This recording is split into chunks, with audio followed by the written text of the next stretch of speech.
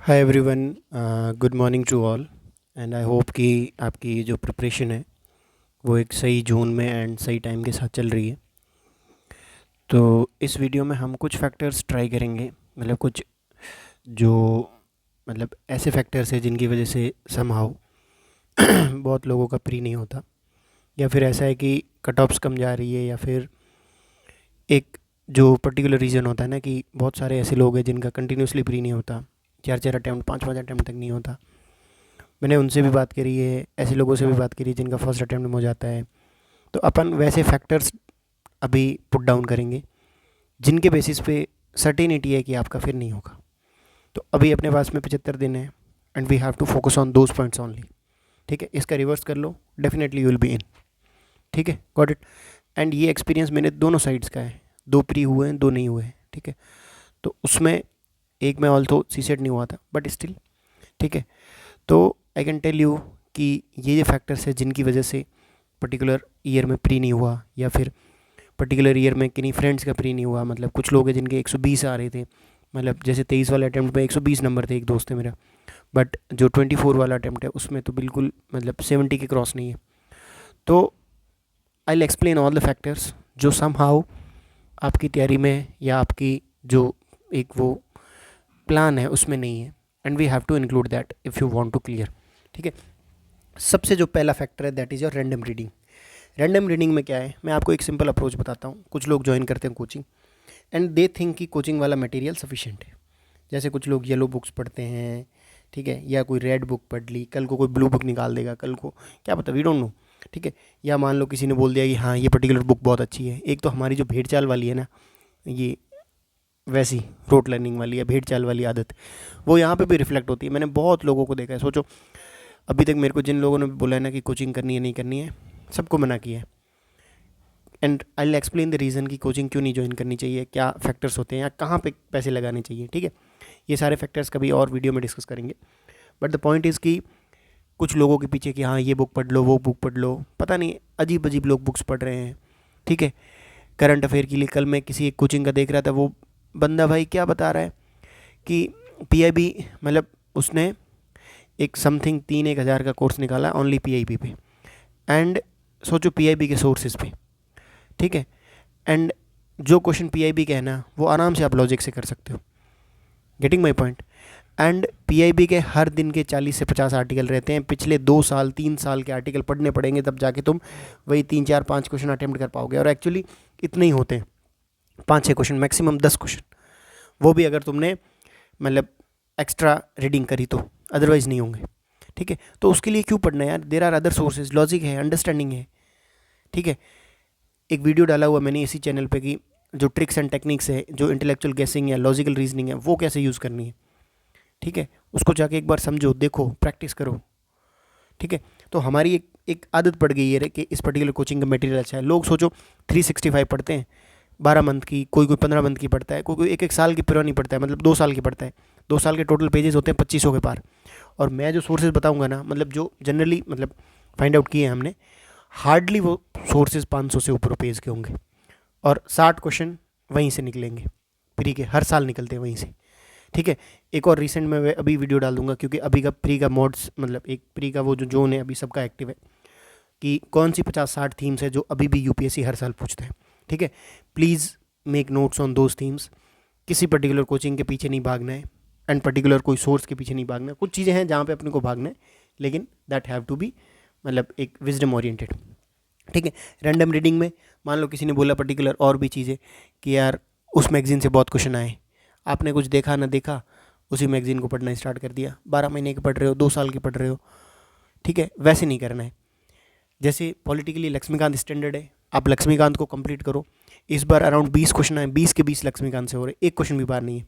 अगर आपको add on करना है तो आप डीसी उस बसु में जाओ, एक बसु करके बसु, डी बसु है कुछ ऐसे करके नाम है। ठीक है, वो भी अगर तुम्हारा सफिशिएंट पोर्सन हो गया तब on that to parliament, judiciary और इन टॉपिक्स में, अदर टॉपिक्स में नहीं जाना है।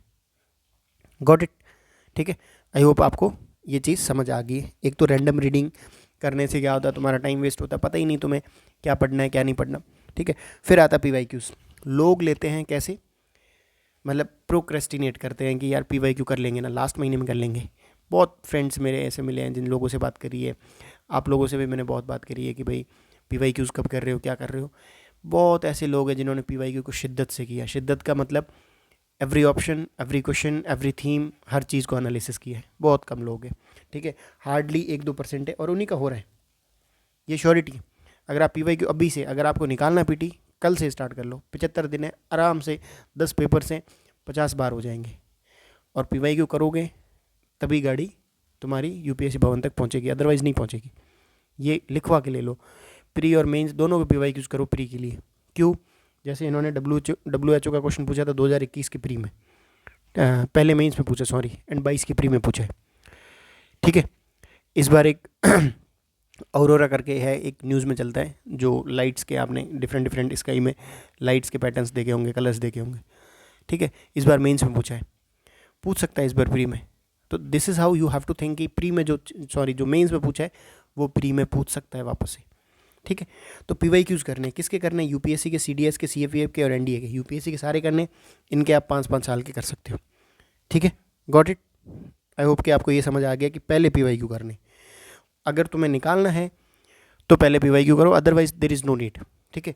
और ज़्यादातर लोग PYQs नहीं करते हैं, that's why they are out of the race, ठीक है। दूसरा रीज़न।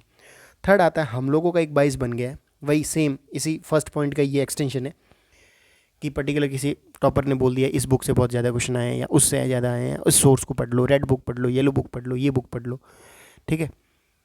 लक्ष्मीकांत में कुछ नहीं रखा है, किसी पर्टिकुलर कोचिंग के नोट्स पढ़ लो। ये जो सारी चीज़ें हैं ना, हम लोग क्या सोचते हैं UPSC बहुत बड़ा एग्जाम है, NCERT से क्यों देगा। और actually I can tell you कि अराउंड 30 क्वेश्चन है इस बार जो NCERT से आए, 30+ क्वेश्चन है जो डायरेक्टली NCERT से आए, मतलब डिटो लाइन है उनकी, ठीक है। अब आप मेरे को एक चीज़ बताओ, नॉर्मल बेसिक चीज़ है कि जब इतने क्वेश्चन आपके NCERT से आ रहे हैं और हम क्या पढ़ रहे हैं, ये रैंडम बुक्स। और NCERT कितनी होगी, किसकी पढ़नी है? इकोनॉमिक्स, ज्योग्राफी, पॉलिटी, बस मेनली 3 ही है।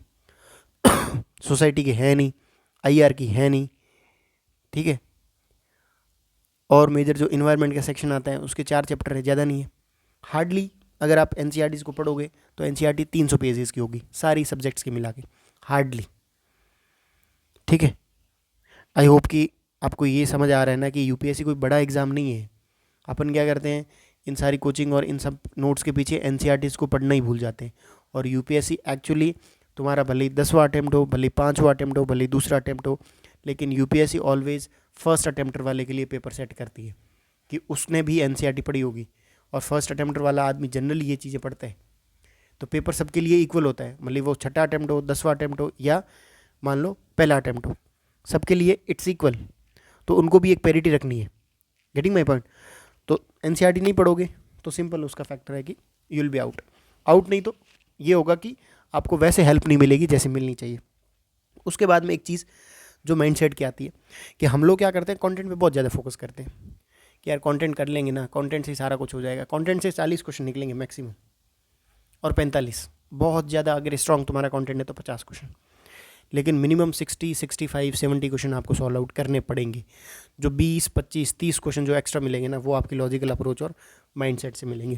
जैसे इस बार वॉल्केनिक इरप्शन वाला क्वेश्चन आया था, एंड सस्टेनेबल एविएशन फ्यूल वाला क्वेश्चन था, ठीक है। पम्प्ड स्टोरेज हाइड्रो पावर वाला क्वेश्चन था, ठीक है। 100 मिलियन फार्मर वाला था। ये मैं पेपर एक्सप्लेन करूँगा कि ये जो टफ क्वेश्चन थे वो कैसे निकाले हैं और उनको कैसे निकाल सकते हैं, ठीक है। PFAs वाला क्वेश्चन था। ये जो 20, 25 से 30 आराम से क्वेश्चन आते हैं जो लॉजिकल बेस्ड जो रीजनिंग है, अंडरस्टैंडिंग है, उससे निकलते हैं। And you have to sharpen your this skill, ठीक है। ये तो आप कर रहे हो पिछले कई टाइम से, लेकिन इसको शार्प करो तभी जाके होगा, अदरवाइज नहीं होगा। अगर इस पे एक पे फोकस किया तो नहीं होगा। And literally have talk to many people, and उनका जब मैंने पूछा ना लास्ट प्री में क्या हुआ था कि जब मैंने PYQs नहीं करे थे, NCERT पढ़ना भूल गया था, या ज़्यादा बस कंटेंट रिवीजन ही नहीं हुआ। नहीं होगा रिवीजन।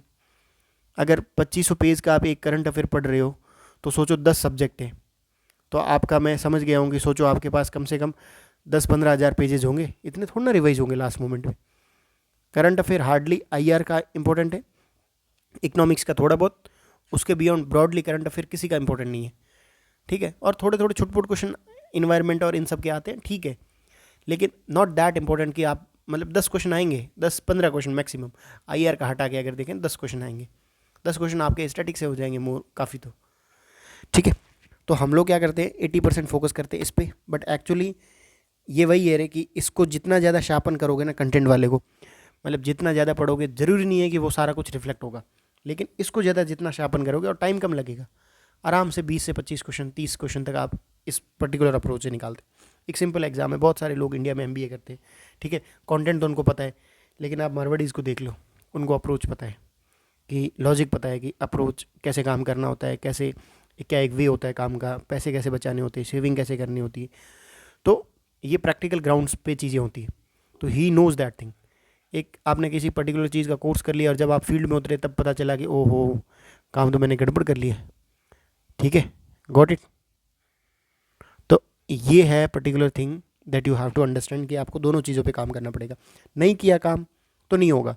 और ये जो आप बोल रहे हो ना कि भाई मेरे को टेक्निक समझ नहीं आ रही, लॉजिक और अप्रोच और नॉलेज सारे इंटीग्रेट नहीं हो रहे हैं, कन्फ्लिक्ट हो रहे हैं, पता नहीं चल रहा किस क्वेश्चन में लॉजिक लगाना है, किस क्वेश्चन में नॉलेज लगाना, ये सब कुछ तुम्हारी शो कर रही है कि तुमने प्रैक्टिस नहीं करी है।